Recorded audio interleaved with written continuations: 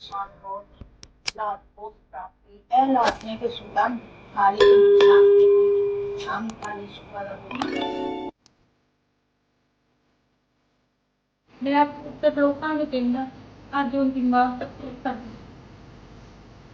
Nonostante l'attimo che परेशान दिख रहा है तेरी तबीयत नहीं दिखी जाते फिर तेल दिख रहा है केमोथेरेपी का कोर्स है उनके दो बच्चे अच्छी है मेरी भी दवाई आती है ये बच्चा एक नहीं आके चलो कोई कारोबार कर लिया भाई कारोबार का सबका भाई फोन हुआ सब कुछ हो बैक तो भरना पड़ा पैसे खत्म हो गए जाहिर बात है पैसा होगा तो कारोबार पैसा नहीं है तो कुछ भी नहीं।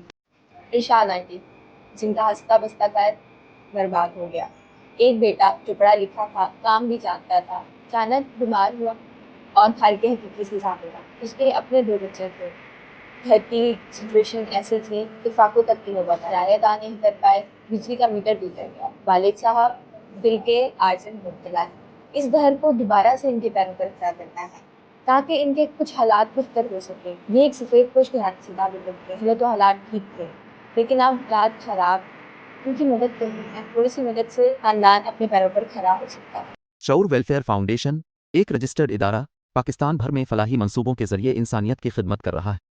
सदकात, ज़कात और अतियात के लिए डिस्क्रिप्शन में फॉर्म का लिंक मौजूद है। अतिया करें और खैर बांटें।